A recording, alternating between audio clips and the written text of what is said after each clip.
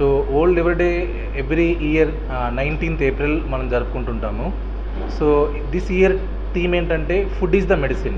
అంటే సో మనకు తెలిసినటువంటి లివర్ ప్రాబ్లమ్స్ ఏమేమి ఉండొచ్చు, ప్రిఫరబుల్గా ఇప్పుడు ఉన్నటువంటి మన గ్లోబల్ బర్డెన్ తీసుకుంటే ఒబేసిటీ అంటే ఎక్కువ వెయిట్ ఉండటం వల్ల డయాబెటీస్, హైపర్ టెన్షన్, డిస్లిపిడీమియా ఇవన్నీ కూడా గ్లోబల్ బర్డెన్ అనమాట. వీటన్నిటి వల్ల కూడా they will have high cholesterol, triglycerides ఇవన్నీ కూడా స్లోగా లివర్లో చిన్న చిన్నగా అవన్నీ కూడా లివర్లో చేరడం వల్ల they will have fatty liver diseases.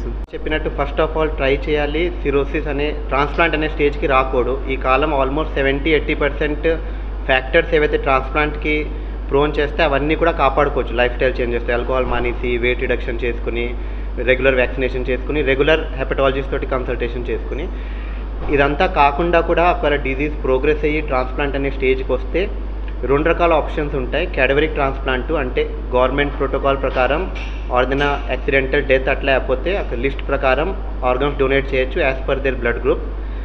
Second, family నుంచి మన ఇండియాలో చేసే 90% ట్రాన్స్ప్లాంట్స్ ఫ్యామిలీ డోనర్స్ ఇస్తుంటారు. లివర్ ద ప్రాపర్టీ ఏంటంటే హెల్దీ లివర్ ఉంటే అది 60-70% డొనేట్ చేస్తే మిగతా భాగం డోనర్లోను అంటే ఇచ్చే వాళ్ళలోను, రిసిపియంట్లోను ఇద్దరిలోనూ కూడా అది విదిన్ 4 to 6 weeks మొత్తం కంప్లీట్ లివర్గా పెరిగిపోతుంది. సో ఈ కాన్సెప్ట్ని యూజ్ చేసి మేము లివింగ్ డోనర్ ట్రాన్స్ప్లాంట్ అని ప్రొపేట్ చేస్తుంటాం. So good morning everyone. నా పేరు doctor G Srinivas Reddy, consultant hepatology and transplant hepatology in Star hospitals, Nanakramguda.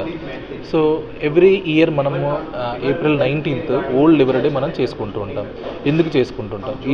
ఈ సంవత్సరం మన థీమ్ ఏంటంటే ఫుడ్ ఈజ్ ద మెడిసిన్. అంటే మన యొక్క ఆరోగ్యపు అలవాట్లు ఎలా ఉంటున్నాయి, దాని మీద లివర్ మీద ఎలా ఎఫెక్ట్ అవుతున్నాయి.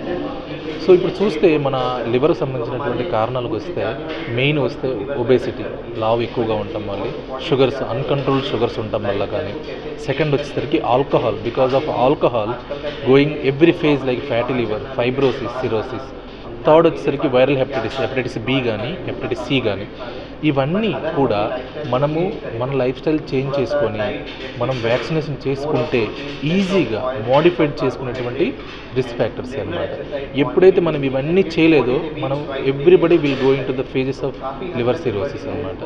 సో మనము చేయాల్సింది ఏంటంటే వెయిట్ రిడక్షన్. మనకు ఉన్నటువంటి వెయిట్ ఎలా తగ్గించుకోవాలి? సింపుల్ ఎగ్జాంపుల్ ఏంటంటే సపోజ్ ఒక వ్యక్తి 170 centimeters ఉన్నారనుకోండి.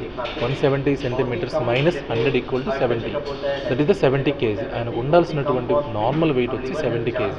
ఒకవేళ ఆయన 100 kg ఉన్నారనుకోండి, 30 kg తగ్గించాలన్నమాట. సో ఎట్లా తగ్గించుకోవాలి? 2 to 3 kg per month target చేసుకుంటూ ఫిజికల్ యాక్టివిటీ